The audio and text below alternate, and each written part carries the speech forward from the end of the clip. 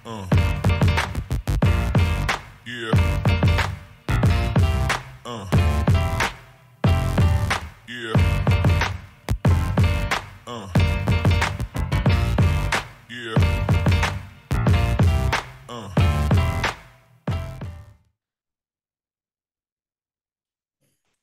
Oke, kita bahas bab pertama mengenai unsur, senyawa, dan tabel periodik.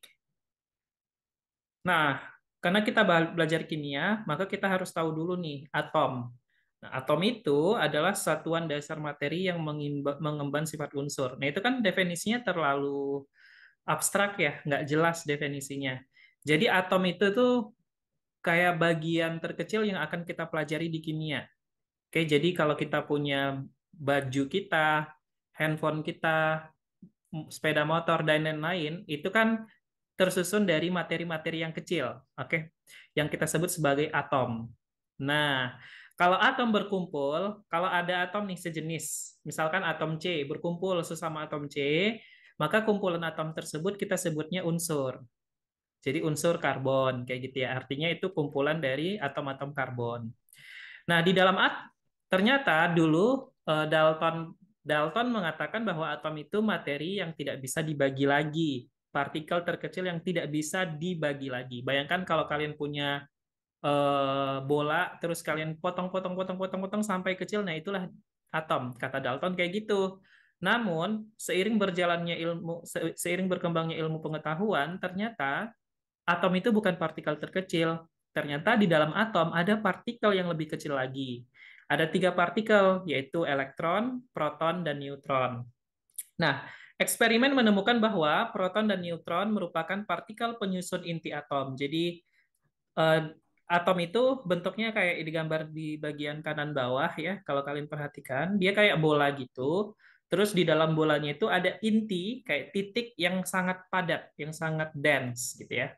Nah, titik itu atau inti kita merupakan penyusunnya itu ada proton dan neutron. Oke? Jadi nukleus itu artinya inti atom. Di dalam inti atom ada partikel proton dan neutron. Kemudian ada juga partikel yang mengelilingi inti, yang berada di sekitar inti atom yang kita sebut sebagai elektron. Gitu.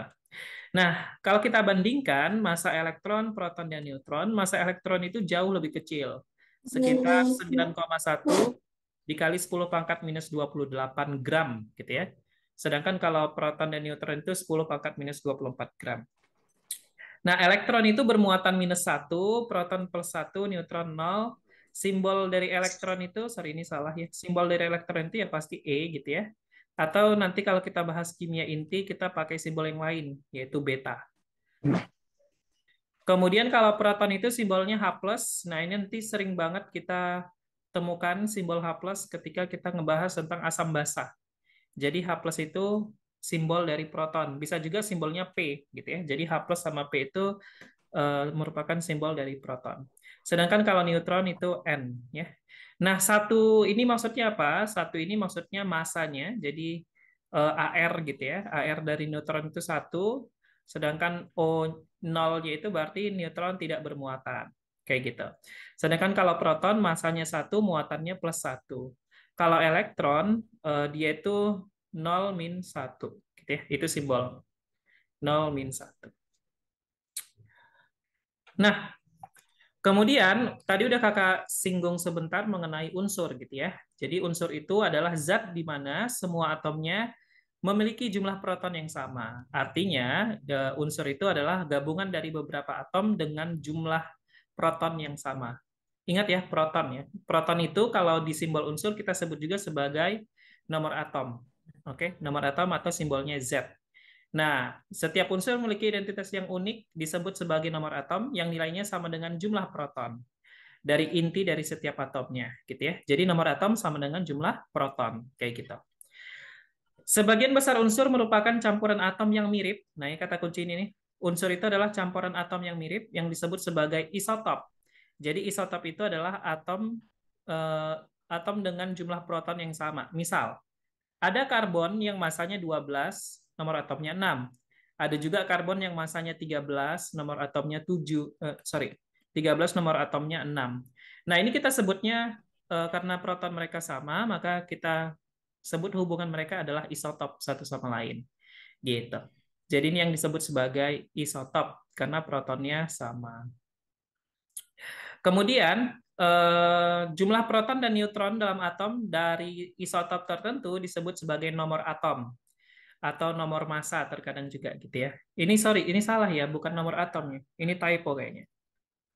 Harusnya ini nomor massa, simbolnya A. Oleh karena itu, setiap isotop didefinisikan dengan nomor atom dan nomor massa. Simbolnya seperti ini. Oke. Nah, ini kita zoom. Nah, jadi kalau kita punya atom misalkan simbolnya X gitu ya. X, maka nanti ada Z di atas dan A di bawah. Di mana Z itu nomor atom,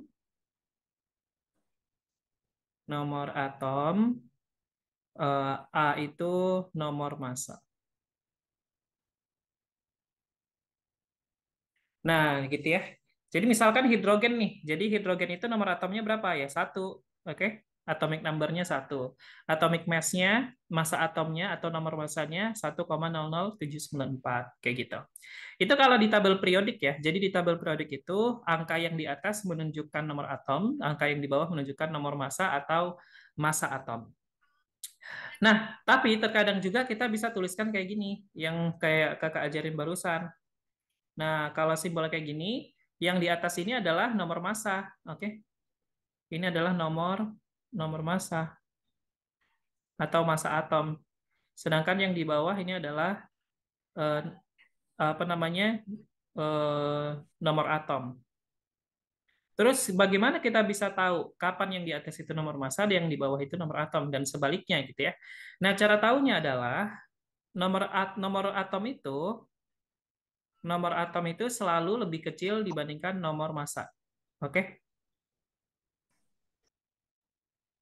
Lebih enaknya kita bukan sebutnya nomor massa sih. Kita sebutnya massa atom aja ya. Itu lebih enak disebutnya. Oke, kita pakai istilah massa atom.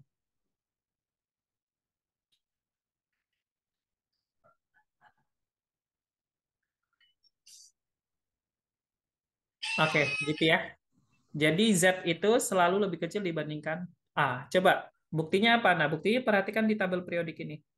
Apapun unsurnya, nomor atomnya itu selalu lebih kecil dibandingkan massa atomnya. Gitu ya. Oke. Nah, kemudian atom-atom itu kita bagi menjadi 3 secara umum. Ada yang logam, ada yang non-logam, dan ada yang metaloid.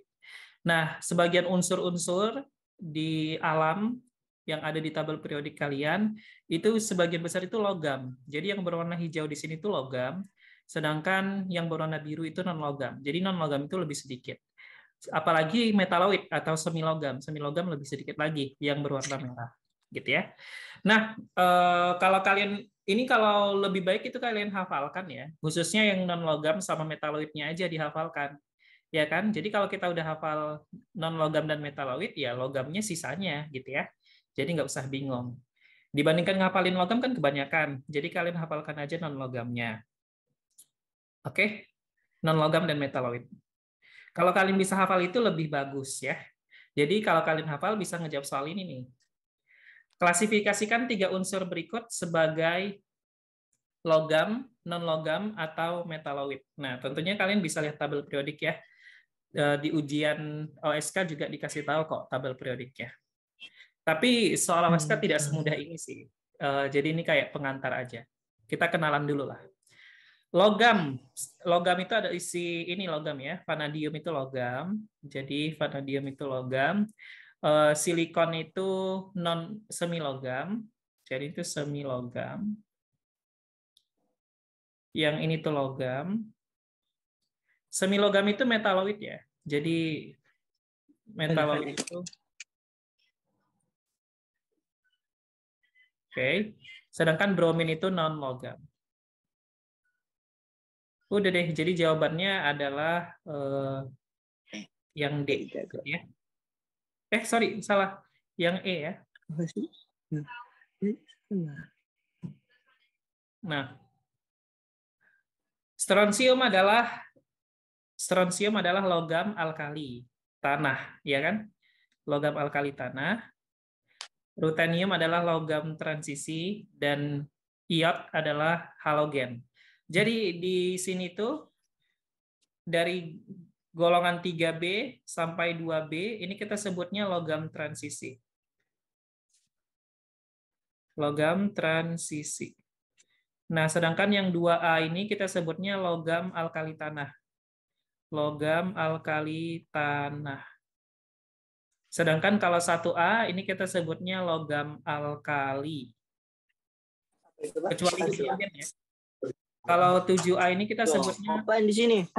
golongan halogen. Kalau 8A ini kita sebutnya gas mulia. Nah, ini istilah-istilah yang harus kalian kenali ya. Kalau golongan 1 itu alkali, 2A alkali tanah, Enakan sausnya Bapak lah harusnya. 3B sampai 2B itu logam transisi, 7A itu halogen, 8A itu gas mulia. Gitu.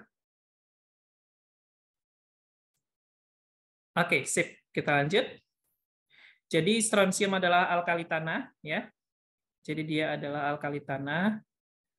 Kemudian ruthenium logam transisi, iot adalah halogen. Jadi alkali tanah, logam transisi, dan halogen. Oke, sekarang kita masuk ke pembahasan sifat-sifat fisik dari logam. Sebagian besar unsur dalam tabel periodik adalah logam. Ini tadi sudah kita bahas ya. Jadi sebagian besar unsur itu adalah logam. Sifat fisik dari logam itu wujudnya ya kalau kita lihat gitu ya di kehidupan sehari-hari kayak aluminium gitu ya. Kemudian krom yang ada di kendaraan tuh banyak pakai krom gitu ya. Terus apalagi seng gitu ya yang ada di perumahan itu mengkilap semua kan kalau kena cahaya, atau istilah lainnya dia itu memantulkan cahaya. Jadi logam itu memantulkan cahaya. Kemudian itu logam dapat ditempa menjadi lembaran tipis ya. Contohnya kalau kalian lihat aluminium di peralatan dapur itu kan bentuknya bervariasi. Artinya logam-logam itu dapat ditempa atau bisa dirubah bentuknya gitulah gitu ya. Kemudian sebagian besar bersifat keras, contohnya besi dan krom itu keras, tetapi bersifat lunak. Ada juga yang bersifat lunak, contohnya natrium, timbal, dan tembaga. Ini benar-benar lunak ya, apalagi natrium. Jadi natrium itu kalau kalian nanti lihat kapan-kapan gitu ya, kalau kalian kuliah nanti, atau dicari aja di Google, itu kayak jelly gitu bentuknya. Jadi tampilannya itu logam, jadi kayak mengkilap gitu, tapi teksturnya itu lembut kayak jelly gitulah. Jadi dia lunak. Kemudian tembaga itu lunak. Contohnya di kawat tembaga kan. Kalau ada kabel itu di dalamnya itu ada tembaga. Nah itu kita bisa bengkok-bengkokin kan tembaga. Itu artinya tembaga itu lunak. Nah kemudian logam itu penghantar panas dan listrik yang sangat baik ya. Jadi dia itu konduktor panas maupun konduktor listrik. Kemudian semua logam itu wujudnya padat atau solid pada suhu kamar kecuali raksa. Kalau kalian punya termometer ya di sekolah, termometer yang biasa ya, itu kan di dalam termometer itu ada cairan yang berwarna keperakan gitu ya, kayak yang gambar di sebelah kanan. Nah, itu adalah raksa. Jadi raksa itu satu-satunya logam yang berwujud cair pada suhu ruang. Kemudian sifat kimia logam, apa bedanya sifat fisik sama sifat kimia? Kalau sifat fisik itu kayak berkaitan dengan yang kita lihat, tampilan dan juga kekerasan dan hantaran listrik gitu-gitu. Kalau sifat kimia itu lebih ke logamnya ini atau senyawanya ini mudah bereaksi atau enggak gitu kalau sifat kimia. Jadi kaitannya sama reaksi. Nah, makanya ada istilah reaktivitas. Reaktivitas itu adalah kemudahan suatu senyawa atau suatu unsur untuk bereaksi. Jika unsur atau senyawanya semakin reaktif, artinya dia semakin mudah bereaksi gitu ya. Nah, reaktivitas logam itu bervariasi. Ada yang tidak reaktif seperti emas dan platina. Kemudian ada juga yang sangat reaktif kayak natrium dan kalium. Natrium dan kalium itu kalau kita masukkan ke dalam air bahkan nanti menimbulkan percikan api. Saking reaksinya itu sangat reaktif sekali. Nah, kalau emas dan platina, contohnya di perhiasan yang sering dipakai di cincin, gitu, itu kan bahannya emas. Apa buktinya dia tidak mudah bereaksi? Ya, buktinya tampilan fisiknya nggak berubah. Nah, kalau tampilan fisiknya nggak berubah, berarti bisa kita asumsikan kemungkinan besar di situ tidak terjadi reaksi. Ya, jadi akibat dari atau dampak dari reaksi itu adalah tampilan fisik bisa berubah, kayak gitu. Kemudian kita bahas selanjutnya non-logam. Nah, non-logam ini jumlah unsur non-logam itu lebih sedikit ya. Ada cuma 17 unsur. Nah, biasanya posisinya itu di sebelah kanan pada tabel periodik. Sebagian besar ditemukan sebagai senyawa daripada sebagai unsur. Maksudnya, jadi unsur-unsur non-logam itu dia nggak kayak logam. Kalau logam itu kan misalkan besi. Simbol besi apa ya? Fe gitu. Jadi dia bisa berdiri sendiri tuh si besi. Kalau dia non-logam, sebagian besar non-logam itu tidak bisa berdiri sendiri. Biasanya dia berada dalam bentuk senyawa di alam ini. Nah, jadi wujudnya itu bervariasi ya. Ada yang gas monoatom. Gas monoatom itu artinya dia unsur non-logamnya sendiri, single, dan wujudnya gas, seperti gas mulia. Nah, gas mulia ini bisa berdiri sendiri karena gas mulia udah stabil. Jadi dia tidak perlu untuk bergabung dengan sesama dia. Gitu ya. Ada juga gas di atom, seperti ini dihafalkan ya. Ini penting banget. Nah, jadi ada gas di atom, H2. Jadi kalau ditanya wujud hidrogen di alam apa ya H2 gitu. Kalau oksigen wujudnya apa? Atas apa namanya? Kalau oksigen simbol kimianya apa ditemukan di alamnya O2 kayak gitu. Nitrogen N2, F itu F2, Cl juga Cl2. Nah, jadi HONFCl itu wujudnya gas dan simbolnya X2 gitu ya. H2, O2, N2, F2 dan Cl2. Begitu. Nah, ada juga non-logam yang wujudnya padat. Ya, ada juga yang wujudnya padatan di suhu ruang. Kayak iodin. Nah, iodin itu suhunya padat, wujudnya padat di suhu ruang. Jangan ketukar nanti ya. Jadi halogen itu nggak semuanya gas di suhu ruang. Yang gas pada suhu ruang itu cuma F2 dan Cl2. Sedangkan kalau dia I2 itu wujudnya padat. Selenium 8 juga wujudnya padat. Sulfur yang kalian kalau pernah ke gunung, terus ada warna-warna kuning dan bau, kita sebutnya kan bau belerang. Nah, itu adalah sulfur S8, wujudnya padat di situ ya. Kemudian fosfor itu wujudnya padat juga ya di suhu ruang ya. Kalian tuh sering ketemu fosfor sebenarnya, mungkin kalian tidak notice ya. Itu kalau kalian main korek yang lama tapi ya korek yang digesek, itu ujungnya itu kan ada yang berwarna merah kehitaman gitu kan. Nah, itu fosfor merah. Oke. Kemudian karbon ya, karbon itu sering kalian temukan lah, apalagi grafit di ujung pensil. Nah, pensil itu pakai grafit dia. Kemudian selain gas dan padatan, non-logam itu juga bisa berwujud cairan, kayak Br2 nih. Nah, Br2 ini adalah unsur non-logam yang wujudnya cair pada suhu ruang. Br2 liquid. Nah, kemudian non-logam ini bersifat rapuh, ya. Jadi padatannya seperti I2, S8, P4, dan seterusnya itu mudah dihancurkan karena mereka rapuh, tidak sekeras logam, gitu ya. Kemudian sifat kimianya juga bervariasi ya. Ada yang inert ini artinya sulit bereaksi, oke? Sulit bereaksi. Berarti dia tidak reaktif, gitu ya. Gas mulia itu inert sifatnya. Kemudian ada yang reaktif, mudah bereaksi seperti F2, O2, H2 itu mudah bereaksi. Kemudian ketika unsur non-logam bereaksi dengan logam, maka akan dihasilkan senyawa ion. Nah, nanti kita bahas apa itu senyawa ion. Gitu ya. Nah, gambar di kanan bawah ini menunjukkan unsur-unsur gas, unsur-unsur non-logam di suhu ruang. Padatan berwarna kuning itu adalah sulfur, ya, jadi S8. Kemudian yang kayak jaring laba-laba ini, ya, ini adalah grafit. Oke, ini karbon, grafit. Jadi karbon itu ada yang grafit, ada yang intan. Kalau grafit itu wujudnya itu warnanya hitam, kemudian dia lebih lunak. Kalau intan itu perhiasan kan, kayak batu permata gitu, dan wujudnya lebih keras. teksturnya lebih keras gitu ya. Kemudian yang berwarna merah ini adalah cairannya, cairan Br2. Kemudian yang berwarna hijau ini adalah gas Cl2. Jadi gas halogen yang berwarna itu Cl2 ya. Jadi Cl2 itu berwarna kuning kehijauan biasanya kayak gitu, atau hijau kekuningan. Kurang lebih kayak gitulah ya. Pokoknya kuning terus ada hijau-hijaunya gitu. Kemudian yang ini yang padatan yang berwarna ungu itu I2, oke. Nah, itu adalah I2. Kemudian yang satunya lagi yang padatan berwarna kemerahan atau berwarna orange, ini tuh fosfor. Gitu ya. Nah, kayak gitu. Jadi ini mudah-mudahan kalian bisa imajinasikan gitu ya untuk apa namanya? Untuk nggak salah lagi, karena nanti sering banget siswa itu salah pas kita bahas bab termokimia ketika ditanyakan unsur bebas gitu ya. Jadi unsur bebas itu adalah wujud unsur di alam. Kalau dia hidrogen berarti ya H2 gas kayak gitu. Jangan sampai salah. H2O2 N2 sama F2 itu dia tidak berwarna ya. Jadi mereka itu tidak berwarna. Ini tuh dari sampai sini ini tidak berwarna.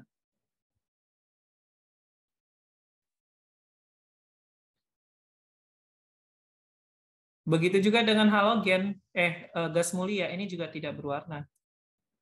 Tidak berwarna. Begitu. Makanya kalau kita lihat udara itu tidak ada warnanya kan? Karena kan udara itu 70%-nya berisi apa? Berisi gas nitrogen gitu ya. Terus sekitar 20%-annya itu ada oksigen di situ.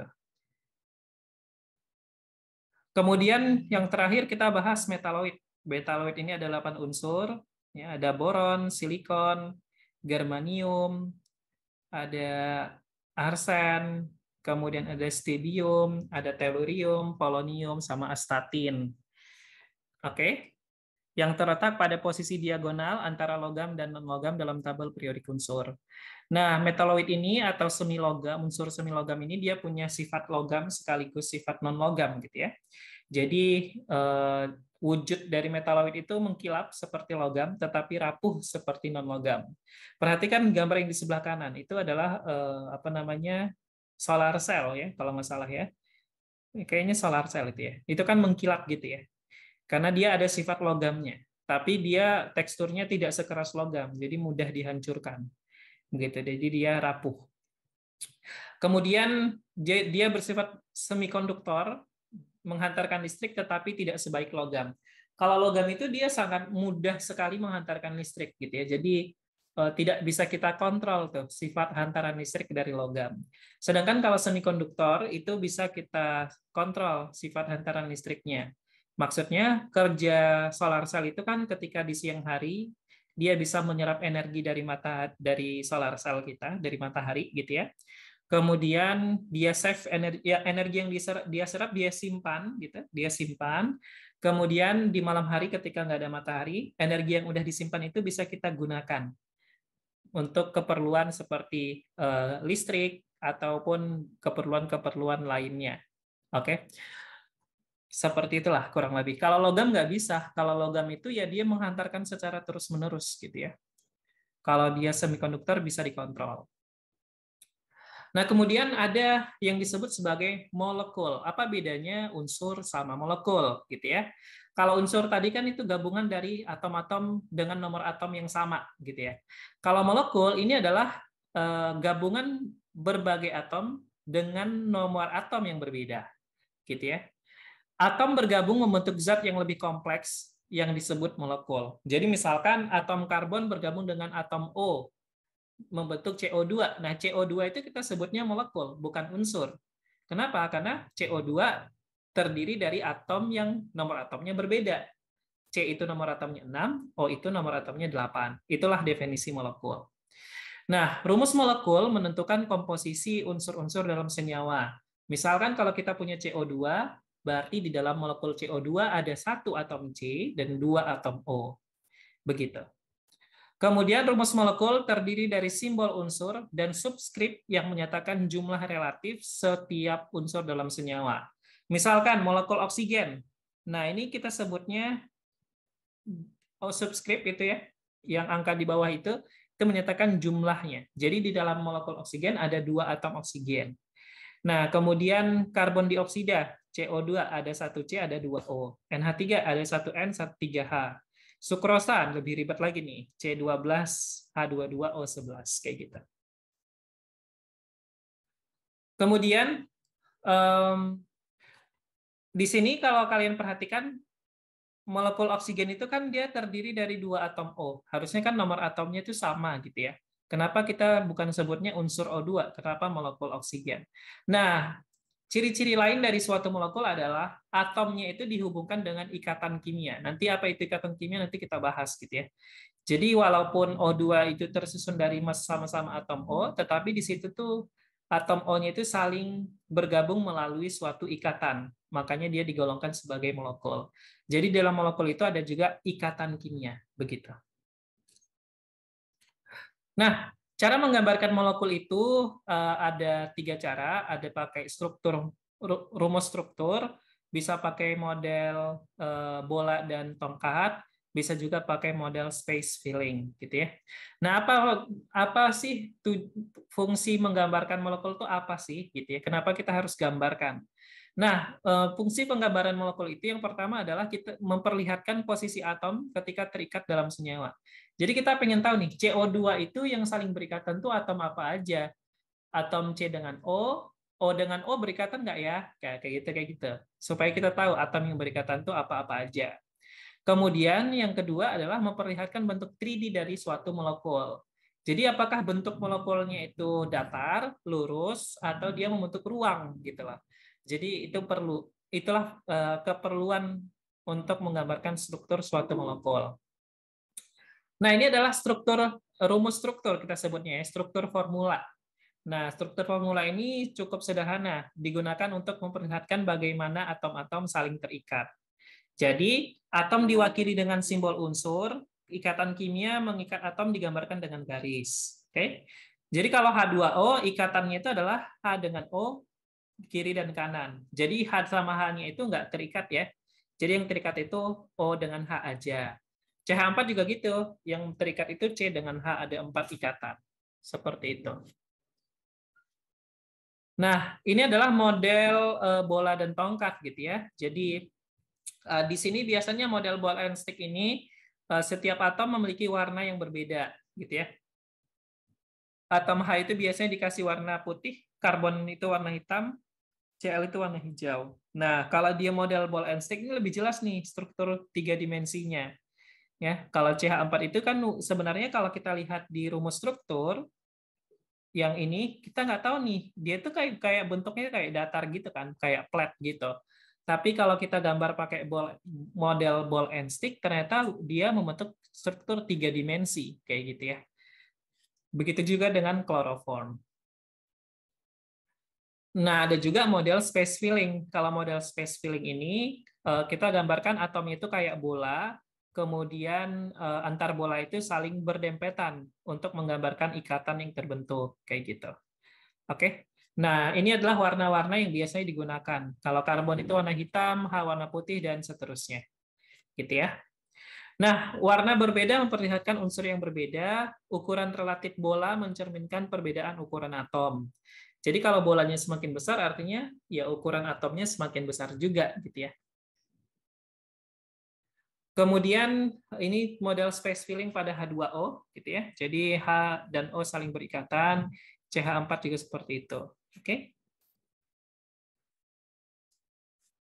Nah, ini coba kita lihat latihan 3. Apa formula dari senyawa pada gambar? Oke, yang atas dulu ya. Di situ ada 3 warna hitam, berarti C-nya ada 3. Warna putihnya ada 8, kan? Berarti H-nya ada 8. Berarti C3H8. Kalau yang di tengahnya, hitamnya ada 1. Oke, kemudian putihnya ada 5. CH3, N-nya ada 1. Kemudian ada putihnya 2 lagi. Jadi CH3NH2. Boleh nggak kalau kita tuliskan CH5N? Boleh-boleh aja, nggak masalah. Oke. Atau kalian bisa tuliskan CH5N, tidak masalah. Kemudian yang paling bawah itu karbonnya ada 3. Hanya ada berapa tuh? Hanya ada 6. O-nya 2. Nah, gitu ya. Jadi rumusnya itu C3H8, CH3NH2, dan C3H6O2. Jadi jawabannya A ya. Seperti itu. Oke, setelah kita ngebahas tentang molekul, selanjutnya kita bahas mengenai ion dan senyawa ion. Ion itu adalah partikel bermuatan yang terbentuk dari hasil transfer satu atau lebih elektron dari satu atom netral ke atom netral lainnya. Oke, jadi ion itu terbentuk karena ada serah terima elektron. Kalau ada atom yang melepaskan elektron, maka atom itu akan bermuatan positif. Kalau atom menerima elektron, maka atom itu akan bermuatan negatif. Nah, biasanya serah terima elektron ini terjadi pada pembentukan senyawa ion. Senyawa ion terdiri dari ion-ion yang terbentuk dari unsur logam dan non-logam. Seperti contohnya NaCl. NaCl merupakan kombinasi dari ion Na+ dan Cl-. Bagaimana proses pembentukannya? Kayak gini. Jadi, natrium itu akan melepaskan satu elektron, kemudian satu elektron yang dilepaskan oleh natrium nantinya akan ditangkap oleh atom Cl. Karena natrium melepaskan satu elektron, maka natriumnya nanti akan berubah menjadi Na+.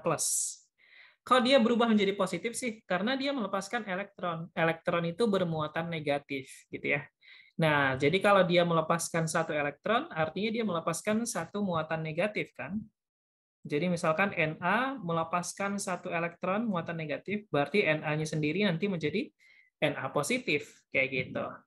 Oke. Sedangkan Cl awalnya netral, kemudian menangkap satu elektron yang bermuatan negatif, ya Cl-nya nanti menjadi bermuatan negatif.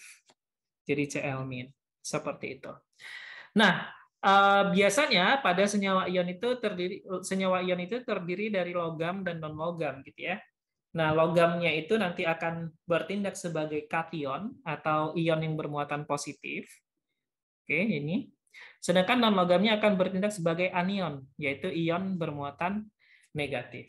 Seperti itu. Oke. Kalau kita perhatikan di dapur rumah kita itu kan ada garam ya. Ada garam dapur. Di garam dapur itu biasanya macam-macam sih. Ada yang natrium iodida, ada juga yang NaCl. Yang pasti wujudnya padat, gitu ya. Nah, jadi senyawa ion yang berwujud padat itu nanti dia bisa membentuk struktur kristal namanya. Struktur kristal itu struktur kristal itu kalau kita perhatikan lebih detail, di dalam struktur padatannya itu membentuk suatu kisi kristal, membentuk suatu struktur yang teratur, gitu ya. Seperti yang ada digambarkan di sini. Jadi Na+ dan Cl-nya itu tidak posisi ion-ionnya itu tidak beratur posisi ion-ionnya itu tidak sembarangan, gitu ya. Jadi dia teratur. Jadi Na+-nya itu ada di sini, Cl-nya itu harus di sini, gitu lah. Kalau perhatikan di gambar yang sebelah kanan, Cl-nya itu harus di pojok, gitu ya, harus di pojok dan ada di sisi kubus. Na+-nya itu harus ada di rusuk kubus, kayak gitulah. Nanti kakak ajarin nih. Ini ada materi sendiri tentang kristal. Jadi kata kuncinya di sini adalah struktur padatan, posisi ion-ion di dalam struktur padatan itu dia itu teratur dengan baik ya, tidak ditempatkan sembarangan seperti itu. Kemudian kalau kita perhatikan simbol NaCl merupakan satuan rumus, yaitu komposisi paling sederhana untuk merepresentasikan senyawa ion. Jadi NaCl itu bukan rumus molekul karena apa? Karena Na+ dan Cl- itu tidak membentuk ikatan kovalen. Jadi itu kita kalau disuruh menggambarkan NaCl itu kita gambarkannya kayak gini, Na+ dan Cl-, bukan Na sama Cl, gitu ya. Bukan kayak gitu, tapi kita gambarkan dia dalam bentuk ion. Nah, kalau dalam bentuk ion, jadi dia bukan molekul, tapi dia adalah senyawa ion. Nah, itu harus dibedakan ya. Kalau molekul itu harus kayak yang tadi, harus kayak yang H2O tadi nih. Nah, H sama O-nya itu terhubung melalui suatu ikatan, maka kita sebutnya molekul. Kalau dia NaCl, Na plus sama Cl minnya itu tergabung tidak melalui ikatan kovalen, melainkan melalui ikatan ion, yaitu interaksi muatan positif dan negatif. Begitu. Makanya NaCl itu kita sebutnya satuan rumus, bukan rumus molekul. Oke? Kemudian, bagaimana cara kita membuktikan adanya ion atau membuktikan apakah sudah terbentuk ion atau belum? Nah, cara membuktikannya itu dari hantaran listrik ya. Hantaran listrik memerlukan gerak partikel bermuatan. Jadi, kalau kita cek nih, NaCl solid, terus kita hubungkan dengan lampu, nanti lampunya itu nggak nyala. Artinya padatan NaCl tidak menghantarkan listrik. Tapi kalau kita lelehkan dulu NaCl-nya, lampunya nyala. Artinya lelehan NaCl menghantarkan listrik. Terus kalau kita bedakan nih, kalau kita punya air murni, kita hubungkan ke bohlam, bola lampunya nggak nyala. Tapi kalau kita punya larutan garam itu adalah garam yang dilarutkan dalam air. Nah, oke, nanti bola lampunya nyala. Artinya kesimpulannya apa? Jadi kesimpulannya senyawa ion tidak bisa menghantarkan listrik dalam wujud padatan. Oke. Tetapi senyawa ion dapat menghantarkan listrik dalam wujud cair atau lelehan maupun dalam wujud larutan maupun terlarut dalam air, gitu ya. Kenapa? Karena pada wujud lelehan dan wujud larutan, ion-ionnya itu bergerak bebas. Kalau ada partikel yang bergerak bebas, maka muncullah hantaran listrik. Oke. Kemudian senyawa molekul seperti H2O, ini kan pure water, itu kan H2O murni artinya ya. H2O itu tadi kan senyawa molekul ya kita sebutnya ya. Nah, senyawa molekul, senyawa molekul tidak oke, ntar ya, ini kurang bagus.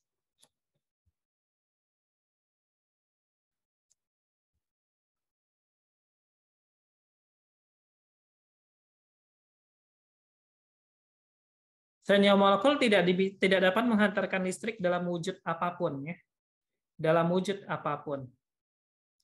Karena molekul terbentuk dari partikel-partikel yang tidak bermuatan, gitu ya. Jadi H2O itu kan H-nya sama O-nya tidak bermuatan, makanya senyawa molekul tidak bisa menghantarkan listrik. Begitu. Dalam wujud apapun. Nah, kemudian ion itu muatannya bergantung dengan golongannya. Kalau golongan 1A muatannya +1, ini harus kalian ingat ya. Jadi kalau 1A itu +1, 2A +2, kalau 3A ya +3 gitu ya. Kalau 4A sampai 7A dia cenderung bermuatan negatif. Karena apa? Karena unsur A sampai 7A itu kan mereka non-logam. Kalau non-logam itu kan anion gitu ya. Sedangkan kalau 1A sampai 3A mereka logam, mereka kation. Begitu. Jadi harus diingat ya. Kalau 4A berarti muatannya -4, 5A -3, 6A -2, 7A -1. Nah, ini harus kalian ingat dengan baik. Selanjutnya, bagaimana dengan kation dari logam transisi? Tadi kan kita masih bahas kation dari golongan 1A sampai 3A. Nah, untuk unsur golongan transisi, mereka itu tidak sereaktif unsur pada golongan 1 dan 2. Artinya unsur logam transisi itu lebih sulit bereaksi lah dibandingkan unsur golongan A. Unsur ini masih dapat mentransfer elektron ke unsur non-logam membentuk senyawa ion.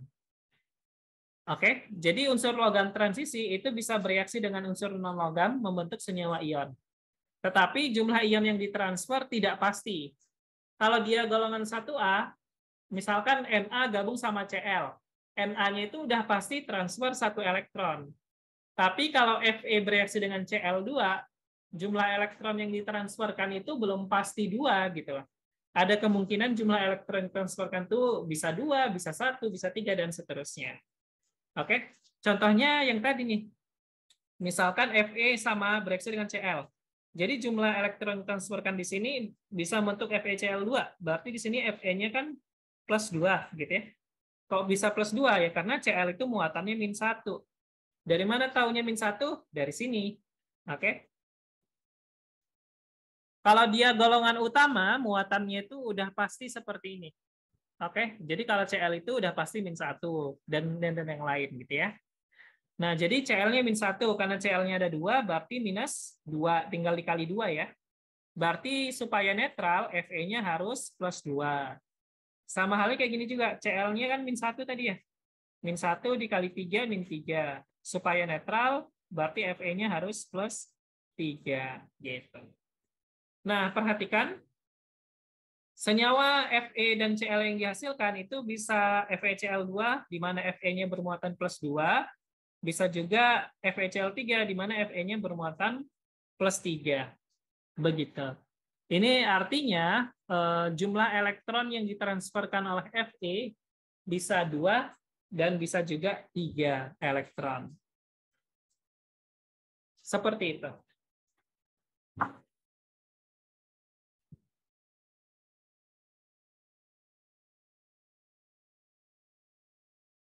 Oke. Selanjutnya ada yang disebut dengan logam post-transisi. Nah, logam post-transisi itu bedanya sama logam transisi, perhatikan nih posisinya. Kalau logam transisi itu yang ini. Yang ini ya. Logam transisi itu dari sini sampai sini. Oke. Nah, itu kita sebutnya logam transisi. Sedangkan sisanya yang ini, nah, oke, yang diarsir berwarna merah itu ya, itu kita sebutnya logam post-transisi. Jadi unsur-unsur atau logam-logam post-transisi itu ada gallium, indium, Sn gitu ya, kemudian Tl, kemudian plumbum, bismut, UUT, UK, UUB gitu ya. Kalau sekarang kayaknya udah ditemukan deh unsur-unsur yang ini, UU itu ya, kayaknya udah ada. Nah, ada 2 logam yang penting diketahui, yaitu timah, Sn itu timah ya, kemudian Pb, yaitu timbal. Kedua unsur ini memiliki dua bilangan oksidasi, sehingga dapat untuk 2 senyawa dengan unsur non-logam. Seperti Sn itu bisa plus 2, bisa plus 4. Gitu ya. Kenapa SNO? Kenapa Sn-nya plus 2? Ya karena O itu kan muatannya -2 kan ya. Oke. Kenapa -2? Ya karena O itu golongan 6A. Oke, perhatikan lagi di sini ya. O itu 6A jadi -2. Ini harus kalian hafalkan nih. Oke. Nah, kalau di sini plus 4, kenapa? Karena O itu -2 dikali 2 -4. Jadi Sn-nya harus plus 4 supaya netral. Jadi Sn itu bisa bermuatan plus 2 dan plus 4. Begitu juga dengan Pb. Pb itu bisa plus 2, bisa plus 4. Jadi ada senyawa PbO, ada juga senyawa PbO2. Gitu ya. Jadi Pb juga bisa plus 2, bisa plus 4. Kemudian bismut, satu-satunya unsur yang hanya memiliki 1 muatan. Jadi bismut itu biloxnya plus 3. Nah, ini adalah muatan-muatan dari logam transisi dan post-transisi. Ya, kalau logam transisi dari titanium sampai zinc. Oke. Ini kalau kalian mau hafalkan muatannya, nggak boleh, lebih baik dihafalkan. Tapi kalau kalian sulit menghafalkan, ya tidak masalah gitu ya. Jadi nanti biasanya yang penting kalian bisa menentukan muatan kalau dikasih rumus senyawa gitu ya. Logam post transisi tin itu timah sama timbal bisa plus 2 plus 4, bismut itu hanya plus 3. Begitu. Nah, ini yang paling penting nih. Selain ion monoatom, ini seperti Ti2+, Cr2+, Fe2+, dan lain-lain ini yang ada di sini, ini kita sebutnya ion monoatom. Karena apa? Karena ionnya hanya terdiri dari 1 jenis atom aja. Oke? Sama halnya kayak gini. Nah, Li plus, P3 min, dan seterusnya. Ini kita sebutnya ion monoatom juga, karena hanya terdiri dari satu jenis atom. Kalau ionnya terbentuk dari gabungan dari beberapa jenis atom, gimana? NH4+. Di situ ada N, ada H, gitu ya. Nah, ini kita sebutnya ion poliatom. Oke? Ion yang terbentuk dari gabungan beberapa atom. Nah, ini tuh sering sekali keluar di soal-soal ya. Karena senyawa kimia itu kan ionnya tidak hanya monoatom, kadang-kadang poliatom juga. Jadi ini kalau bisa kalian hafalkan muatan ion beserta namanya. Karena ini membantu kalian untuk mempelajari tata nama senyawa ion nanti. Oke. Jadi kalau mau lancar olimpiadenya, kalian harus hafalkan ini ya. Sedikit kok ini. Oke. Kalian hafalkan misalkan 1 hari 5 ion gitu ya. Jadi nanti kan seminggu bisa beres semua nih. Oke, kakak waktu itu belajarnya kayak gitu sih. Jadi dicicil aja kalau nggak bisa ngafalin cepat. Oke. Nah, setelah kalian hafal nama-nama ion beserta muatannya, barulah kita bisa belajar tata nama senyawa ion. Oke. Oke, sekarang kita belajar tata nama senyawa ion dulu. Pertama kita bahas bagaimana cara memberi nama kation atau ion yang bermuatan positif. Nah, tata nama kation itu sederhana. Kalau kationnya hanya terdiri dari satu muatan, ya, logam yang hanya membentuk satu kation diberi nama sesuai nama unsurnya. Contohnya, Na+, namanya natrium, Ca2+ kalsium. Sedangkan logam yang dapat membentuk lebih dari satu kation, setelah nama logam diberi tanda Romawi untuk menyatakan muatannya. Contoh, Cr itu bisa +2 dan +3 kan? Maka kita penting sekali untuk menyatakan muatannya dalam angka Romawi. Supaya kita tahu ini Cr +2 atau +3, kayak gitu. Jadi kalau Cr2+, kromium 2, Cr3+, kromium 3, begitu. Nah, kalau tata nama anionnya ya gampang. Kalau ion monoatom, nama ionnya sesuai dengan sesuai dengan nama awal dari unsurnya, tinggal ditambahin akhiran ida. Contoh karbon, kalau bermuatan negatif menjadi karbida. Hidrogen kalau bermuatan negatif menjadi hidrida, dan seterusnya. Oke? Bagaimana kalau tata nama ion poliatom? Ya, tata nama ion poliatom sesuai dengan yang ada di tabel ini. Nggak perlu diubah-ubah ya. Jadi kalau SO32- ya namanya sulfit gitu. Kalau CO32- karbonat. Seperti itu. Oke. Coba kita latihan tata nama ya. K2O. K2O berarti namanya kalium oksida. Oke. Kalau jumlah ionnya lebih dari 1, misalkan K2, di situ kan K plusnya ada 2 tuh. Perlu disebutin nggak jumlahnya? Nggak perlu. Langsung aja kalium oksida. NH4 ClO3. Nah, NH4 itu amonium. ClO3- itu klorat. Jadi amonium spasi klorat. Nama kation dan anion itu harus dikasih spasi ya. Kemudian ini magnesium. Magnesium ini tuh asetat ya. Asetat. Cr2O3. Nah, ini harus tahu nih, Cr itu kan logam transisi. Jadi kita harus tahu muatannya berapa. Di sini O itu -2 dikali 3 -6. Cr-nya berarti harus +6 supaya netral. Karena Cr-nya ada 2, jadi +6 bagi 2. Masing-masing Cr muatannya berarti +3. Jadi namanya kromium 3 oksida. Yang terakhir ZnBr2.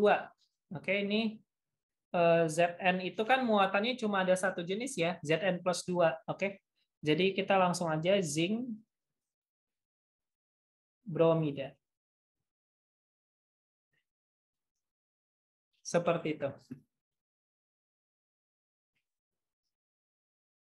Oke, kalau ini Kalsium hidroksida simbolnya kalsium itu Ca. Ca itu golongan 2A kan, jadi muatannya plus 2. Hidroksida itu OH-. Oke, OH-. Supaya netral berarti OH-nya harus ada 2. Oke. Jadi simbolnya Ca OH 2 kali. Kemudian mangan 2. Nah, kalau mangan 2 udah jelas berarti Mn 2+. Bromida itu Br. Br itu -1. Supaya netral Br-nya harus ada 2. Berarti namanya simbolnya atau rumus senyawanya Mn Br2. Kemudian amonium. Amonium tadi apa? NH4+ kan? Fosfat itu PO4 3-. Berarti supaya netral amoniumnya harus ada 3. Jadi rumus kimianya NH4 3 kali PO4. Gitu.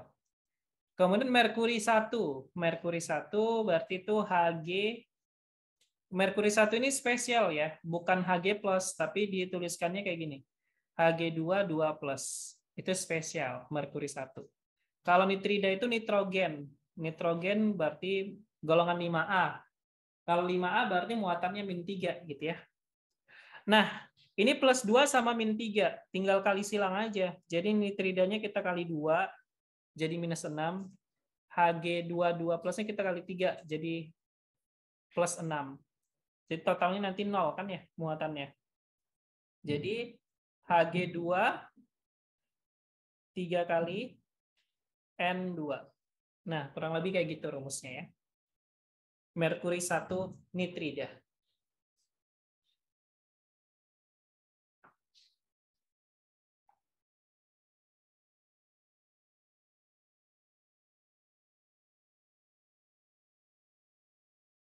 Oke, sampai sini ada pertanyaan?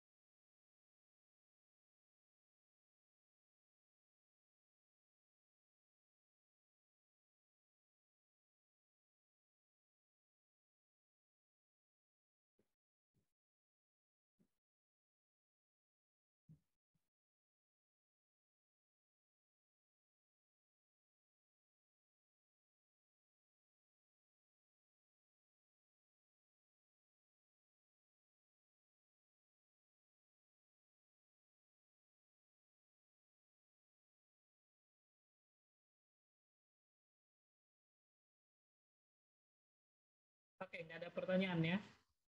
Kita lanjut kalau gitu. Nah, coba kalau CU2S berarti namanya yang tepat apa?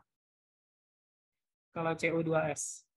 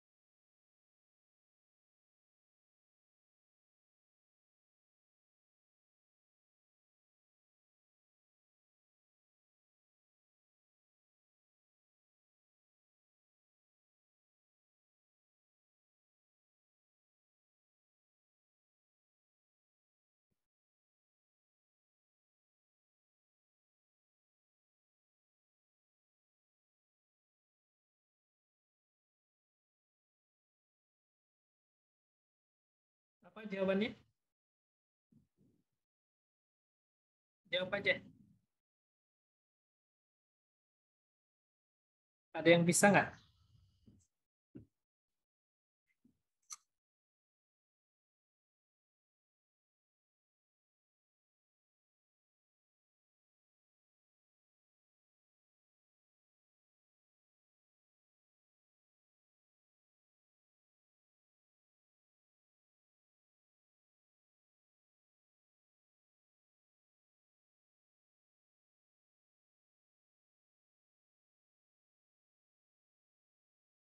Oke, Fadilah jawabannya apa?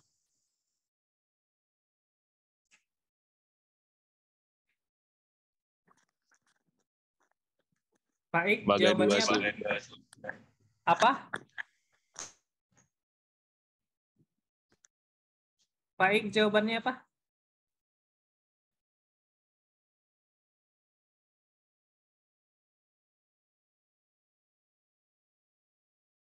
Oke, Gulam jawabannya apa?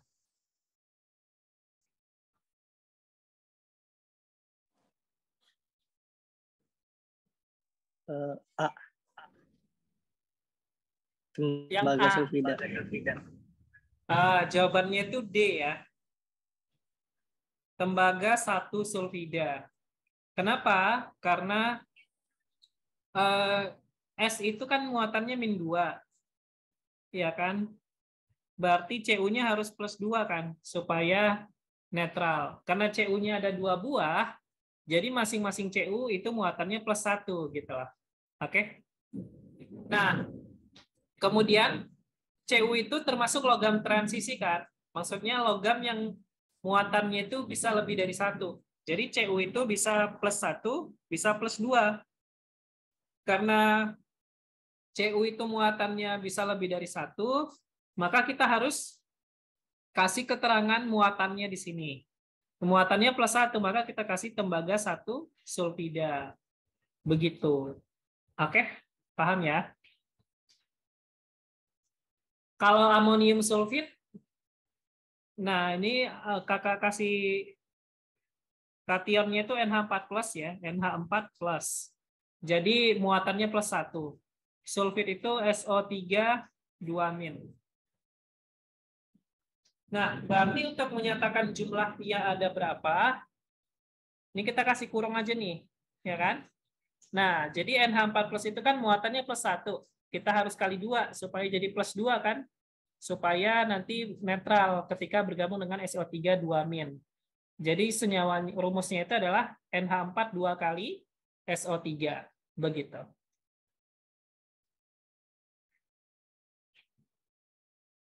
Selanjutnya ada yang disebut dengan senyawa hidrat. Nah, hidrat adalah kristal yang mengandung air atau senyawa ion yang mengikat molekul air. Contohnya CaSO4 2 kali CaSO4 2H2O. Nah, ini CaSO4-nya kan senyawa ion ya kan? Ini kan senyawa ion. Senyawa ion. Nah, kemudian mengikat molekul air. Jadi kita sebut gabungan dari senyawa ion dan air kita sebutnya hidrat. Begitu. Air tidak terikat dengan kuat sehingga dapat dihilangkan dengan proses dehidrasi menyisakan padatan hidrat saja. Contoh, misalkan gini. CuSO4 5H2O wujudnya padatan berwarna biru, oke? Yang gambar di sebelah kiri. Nah, ketika kita panaskan padatan tersebut, maka molekul airnya itu bisa lepas. Kenapa? Karena H2O tidak terikat kuat dengan CuSO4. Jadi H2O-nya itu bisa lepas sehingga menyisakan CuSO4 aja. Nah, CuSO4 itu nanti warnanya putih. Nah, ini adalah CuSO4 nih, yang ini. Jadi yang berwarna putih itu adalah si CuSO4. Begitu. Bagaimana penamaan hidrat? Nah, penamaan hidrat itu sama aja seperti penamaan senyawa ion biasa, tetapi dikasih tambahan hidrat. Ya. Nah, jumlah hidratnya itu dinyatakan dengan awalan mono untuk 1, di 2, tri 3, tetra 4, penta 5, dan seterusnya. Oke. Jadi, sampai 10 kan biasanya. Mono, di, tri, tetra, penta, heksa, hepta, okta, nona, deka. Oke, nah ini sampai 10 tuh. Oke. Jadi kalau CaSO4H2O, kasih nama CaSO4-nya dulu sesuai dengan tata nama senyawa ion. Jadi kalsium spasi sulfat. Nah, karena ada 2H2O, kasih tambahan dihidrat. Oke, hidrat itu mewakilkan H2O, di itu mewakilkan 2. Jadi ada 2H2O gitu. COCl2 6H2O, kasih nama dulu untuk COCl2-nya. COCl2 berarti kobal 2 klorida. Kenapa bukan kobal klorida? Ya karena CO itu muatannya bisa dua jenis, bisa plus 2, bisa plus 3. Maka kita harus kasih simbol Romawi di situ. Nah, kapan harus dikasih simbol Romawi atau enggak? Kalian tadi harus ingat yang ini nih. Harus ingat logam-logam transisi. Nah, yang ini. Jadi untuk titanium sampai kobalt itu harus dikasih angka Romawi, termasuk tembaga juga. Oke? Nah, itu harus pakai angka Romawi karena bilox mereka itu bisa lebih dari 1. Emas sama merkuri juga perlu ya, karena bilox mereka itu lebih dari 1. Begitu. Timah sama timbal juga kayak gitu. Nah, itu udah kakak tanda itu yang harus kalian kasih angka Romawi. Oke?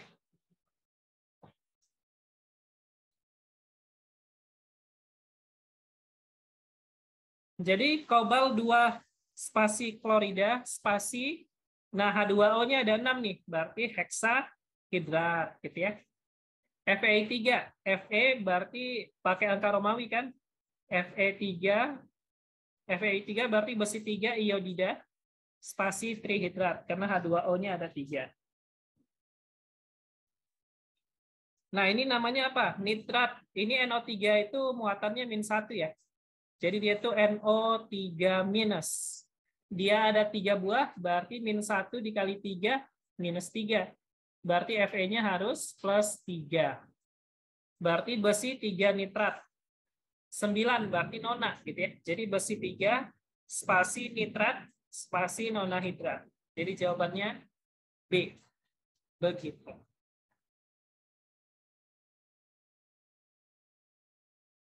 Selanjutnya kita bahas senyawa molekul. Tata namanya bagaimana? Kalau senyawa molekul tadi tidak terdiri dari ion positif dan ion negatif ya. Jadi senyawa molekul itu gabungan dari unsur-unsur non-logam. Oke. Jadi interaksi, jadi senyawa ion itu terdiri dari unsur-unsur non-logam penyusunnya. Nih, senyawa molekul dibentuk dari kombinasi non-logam. Oke. Nah, tata namanya cukup sederhana. Misalkan senyawa molekul itu contohnya CO2. C itu non-logam. O itu juga non-logam kan. Jadi dia senyawa molekul. H2O. H itu non-logam, O itu juga non-logam. Berarti H2O senyawa molekul. Begitu. Apa sih bedanya senyawa ion sama senyawa molekul? Kalau senyawa ion, strukturnya itu terdiri dari kation dan anion. Ya, jadi ada positif dan negatif. Kalau dia senyawa molekul, di situ nggak ada kation dan anion.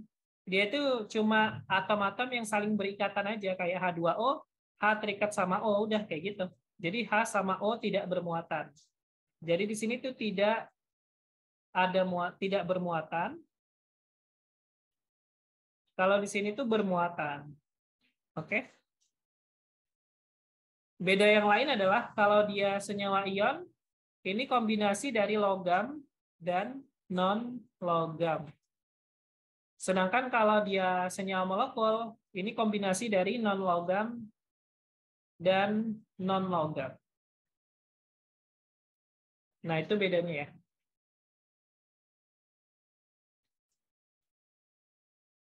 Nah, ini adalah contoh senyawa molekul yang mengandung atom hidrogen ya. Jadi kalau atom hidrogen bergabung dengan unsur 4A, maka rumusnya itu adalah CH4, SH4, dan GH4. Jadi hidrogen itu pasti 4 kalau bergabung dengan 4A. Kalau bergabung dengan 5A, hidrogennya itu pasti 3. Jadi NH3, PH3, dan seterusnya. Kalau dengan 6A, hidrogennya 2. Kalau 7A, hidrogennya 1. Nah, itu kenapa harus seperti itu nanti kita bahas ketika kita mempelajari ikatan kimia. Oke? Oke. Jadi jawabannya itu, kenapa hidrogennya harus 4, 2, 3, dan seterusnya. Hal ini dikarenakan jumlah hidrogen yang terikat sama dengan jumlah elektron yang diperlukan unsur non-logam untuk mencapai konfigurasi gas mulia. Jadi golongan 4A, elektron terluapnya itu 4. Sedangkan unsur gas mulia yang stabil, elektron terluapnya itu 8. Nah, jadi supaya unsur 4A itu elektronnya jadi 8, dia harus dapat sumbangan 4 elektron. Makanya hidrogennya harus ada 4. Karena satu hidrogen itu donasi 1 elektron. Jadi kalau C itu kan golongan 4A nih. C itu butuh 4 elektron lagi supaya stabil, supaya kayak gas mulia gitulah. Jadi makanya hidrogennya harus ada 4 supaya C elektronnya jadi 8. N itu elektron terluarnya udah 5, butuh 3 lagi. Makanya hidrogennya 3. O itu elektron terluarnya 6. Jadi jumlah elektron terluar itu setara dengan nomor golongan. Oke. Jadi ini 4 butuh 4, 5 butuh 3, 6 butuh 2, 7 butuh 1 gitu ya. Dia harus mengikuti 8A yang elektron terluarnya itu 8 gitu. Kemudian ada senyawa hidrokarbon. Senyawa hidrokarbon adalah senyawa yang terdiri dari karbon dan hidrogen. Senyawa hidrokarbon ini manfaatnya sangat banyak banget. Contoh, kalau di dapur kita pakai gas LPG. Gas LPG itu biasanya mengandung butana. Oke? Jadi bahan bakar rumah tangga yang kita pakai di dapur, pakai kompor, itu butana biasanya. Kalau di kendaraan bermotor atau mobil, itu kita bisa pakai bensin kan? Bisa pakai Pertalite atau pakai Pertamax. Nah, itu Pertalite dan Pertamax itu mengandung hidrokarbon yang kita sebut nanti isooktana, gitu ya. Jadi senyawa hidrokarbon ini kebanyakan fungsinya itu adalah sebagai sumber energi. Begitu.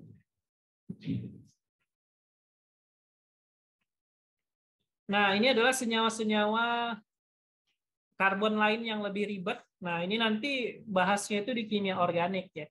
Tidak dibahas di sini. Oke.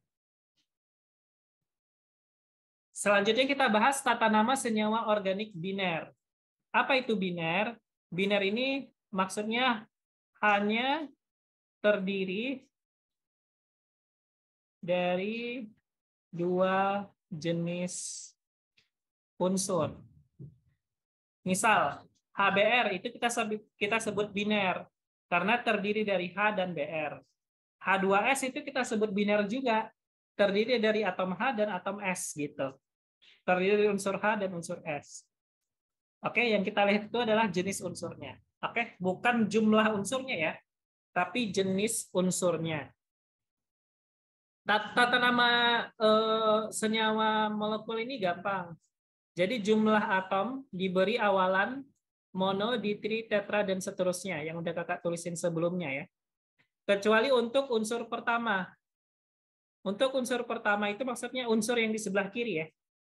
Unsur yang di sebelah kiri misalkan Se3N2, berarti unsur pertamanya itu Se gitu ya.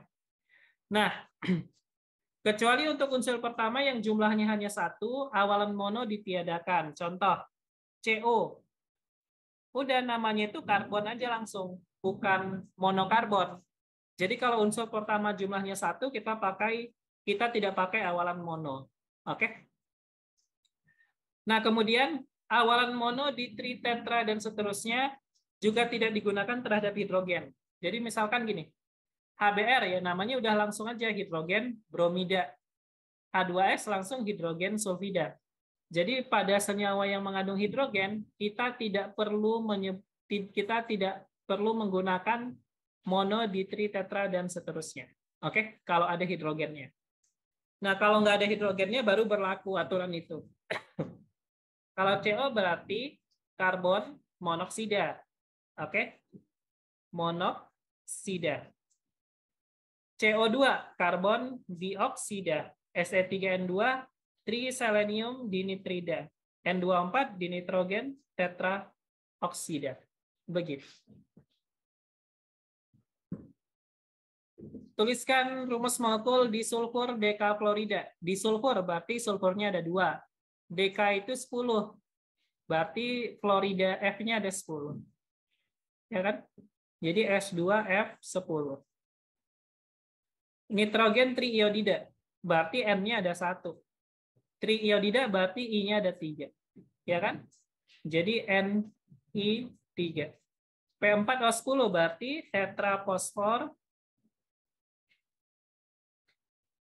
spasi deka oksida. Nah, unsur yang kedua atau yang di sebelah kanan itu harus dikasih akhiran ida ya. Jadi O menjadi oksida, I menjadi iodida dan seterusnya. Gitu. Oke. Bab yang pertama udah selesai nih. Ada pertanyaan nggak?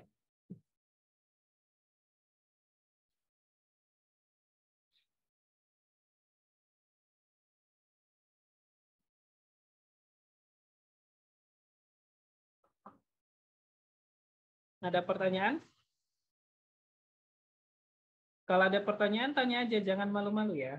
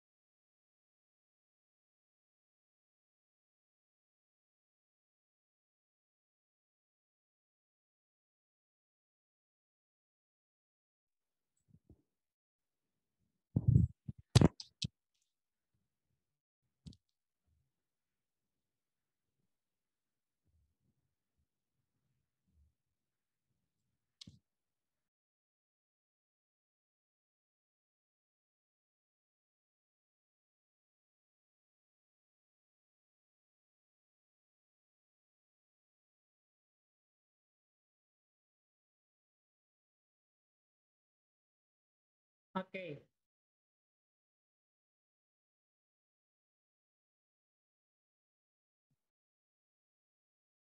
Oke, kalau tidak ada pertanyaan, coba kalian kerjakan nomor ini 397 ya.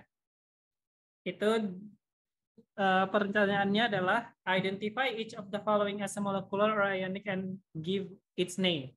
Jadi identifikasi unsur-unsur dari A sampai unsur J, senyawa A sampai J, golongkan dia itu senyawa ion atau senyawa molekul. Nah, setelah kalian kasih tahu, misalkan A itu senyawa ion. Nah, kalau senyawa ion namanya apa? Kayak gitu. Setelah kalian golongkan jenis senyawanya, kasih namanya. Oke?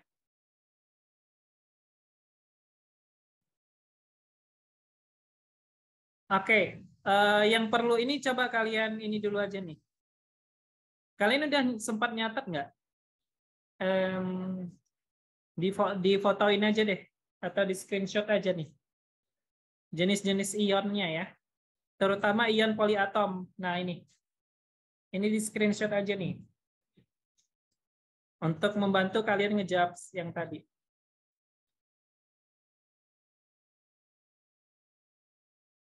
Oke, sudah?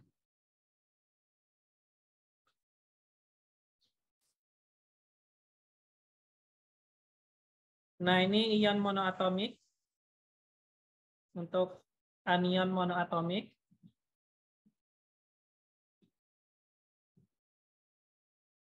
Kemudian ini untuk kation.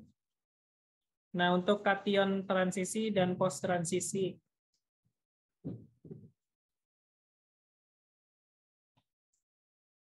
Oke. Kalau sudah, kerjakan nomor 397 ya. Nanti setelah kalian, nanti kalau udah selesai tolong kabari ya, biar kita bahas. Oke?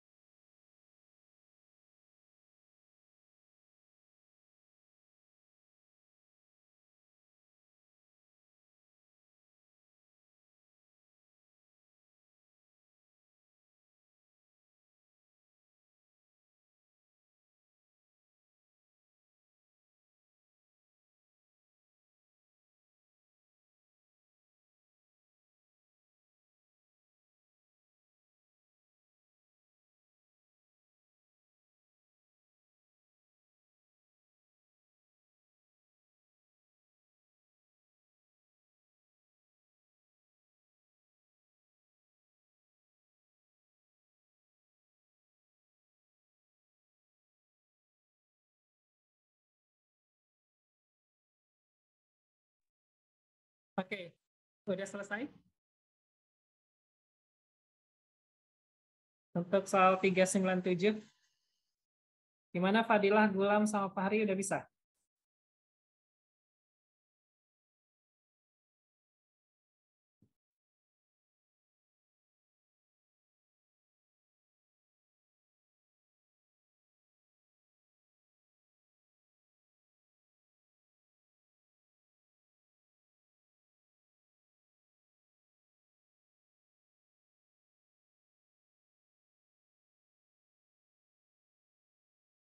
Oke, coba kita jawab bareng ya.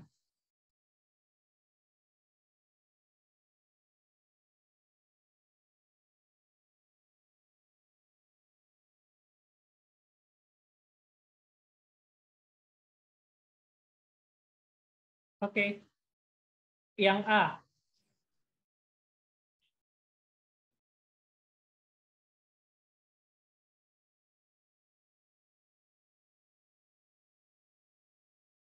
CrCl2 ini merupakan senyawa ionik ya, karena dia terdiri dari Cr yang merupakan logam, Cl yang merupakan non-logam, ya kan? Jadi untuk membedakan ionik atau bukan, kalian tinggal lihat logam non-logamnya. Oke, kalau dia gabungan dari logam, kalau ada ion kation anionnya berarti dia ionik, senyawa ion. Kalau dia tidak ada kation anionnya berarti dia senyawa molekul. Jadi ini terdiri Cr2+ dan 2 buah Cl-. Jadi dia senyawa ion.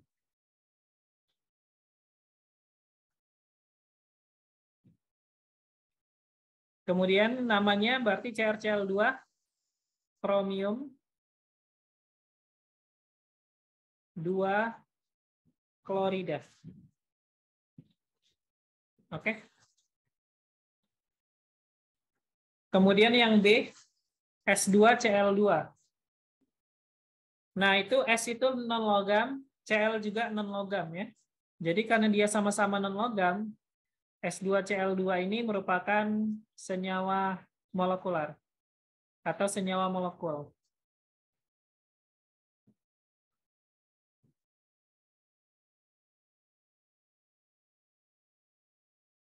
Namanya apa? Namanya disulfur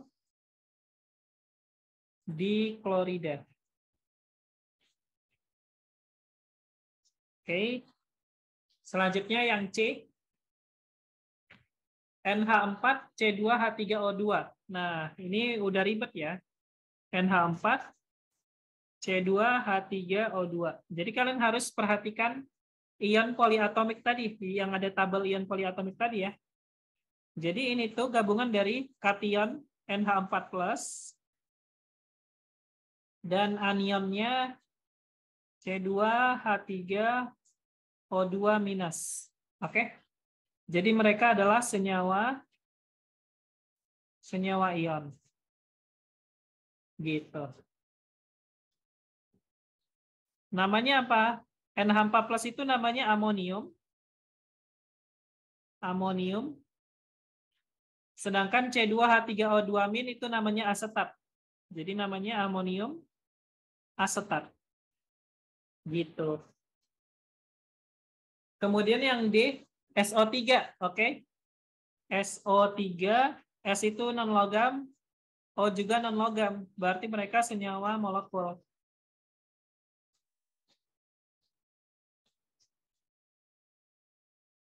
Oke, kalau jumlah atom awalnya 1, maka tidak perlu diberi awalan mono kan?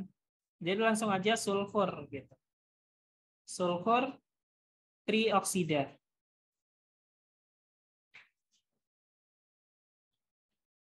Oke. Selanjutnya yang E.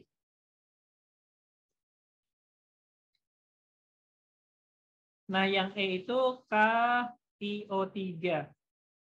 Ini terdiri dari K+ dan IO3-. Jadi ada kation dan ada anion kan? Berarti mereka senyawa ion. Senyawa ion. Berarti namanya K+ itu kalium. Kalium. IO3- itu namanya iodat ya. Jadi kalium iodat. Nah, kayak gitu.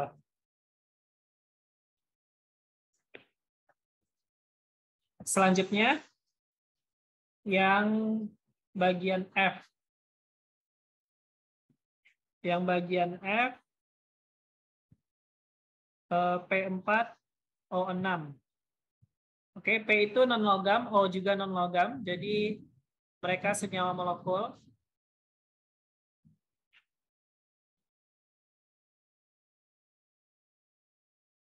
Kemudian tata namanya berarti tetra fosfor. Karena fosfornya ada 4, kemudian heksa oksida. Karena oksigennya ada 6.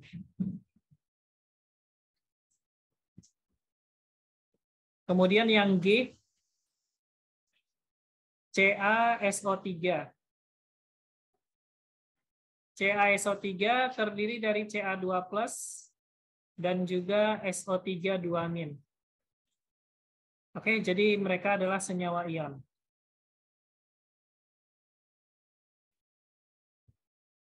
Oke, di mana Ca2+ itu namanya kalsium.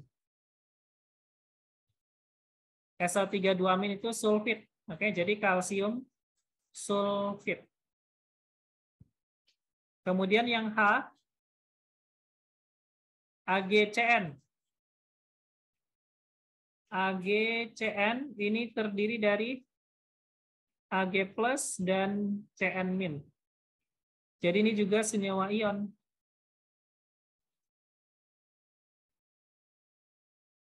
Ag+, Ag itu muatannya udah pasti +1 ya. Jadi langsung aja kita kasih nama perak. Oke, Ag itu namanya perak. Cn- itu sianida. Jadi perak sianida. Kemudian yang I.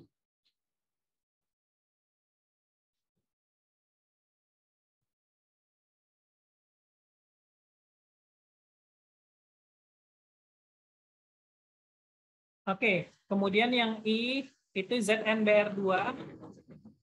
ZnBr2 terdiri dari Zn2+ dan 2Br-. Jadi dia senyawa ion.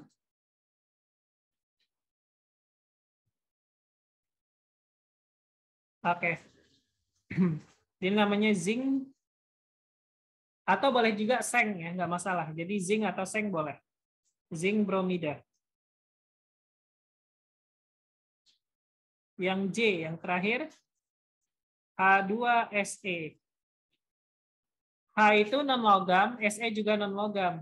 Jadi mereka itu senyawa molekul.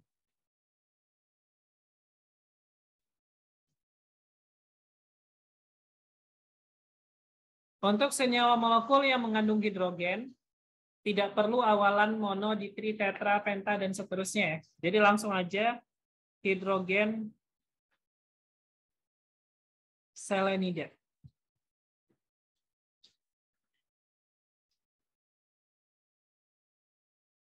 Oke. Nah, kurang lebih kayak gitulah penentuan jenis senyawa dan tata nama dari senyawa A sampai senyawa J. Oke, sampai sini ada yang mau ditanyakan?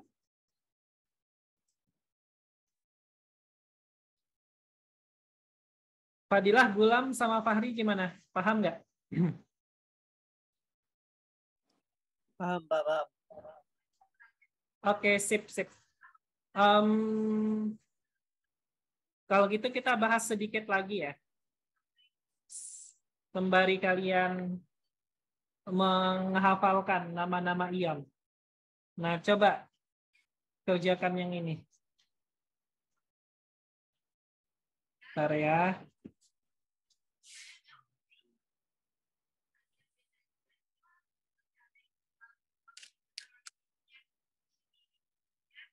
Nah, coba kalian tuliskan rumus senyawa. Tuliskan rumus untuk senyawa-senyawa berikut dari A sampai G. Oke?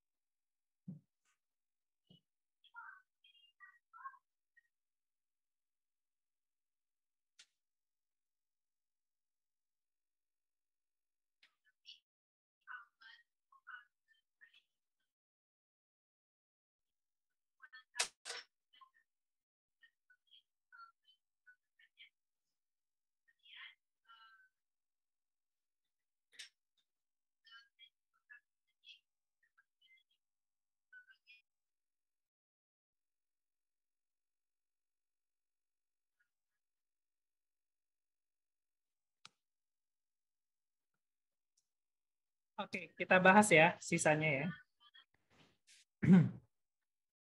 Yang A itu amonium sulfit, rumusnya NH4 plus gabung sama sulfida ya. Sulfida S2-. Jadi amoniumnya harus ada 2. Jadi rumusnya NH4 2 kali S. Selanjutnya yang B, kromium 3 berarti Cr3+, sulfat SO4 2-, berarti sulfatnya harus ada 3, Cr-nya harus ada 2 gitu ya. Supaya netral. Heksahidral berarti ada 6 H2O. Jadi dia Cr2 SO4 3 kali titik 6 H2O. Oke.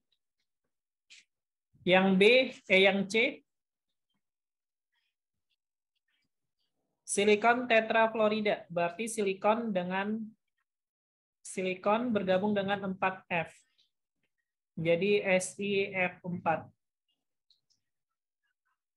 Molibdenum itu MO, molibdenum 4 berarti MO plus 4 bergabung dengan sulfida S2-. Supaya netral berarti S-nya harus 2 buah gitu ya. Jadi MO S2. Yang E, tin 4 SN4+ dengan klorida Cl-. Jadi Cl-nya harus ada 4. SnCl4.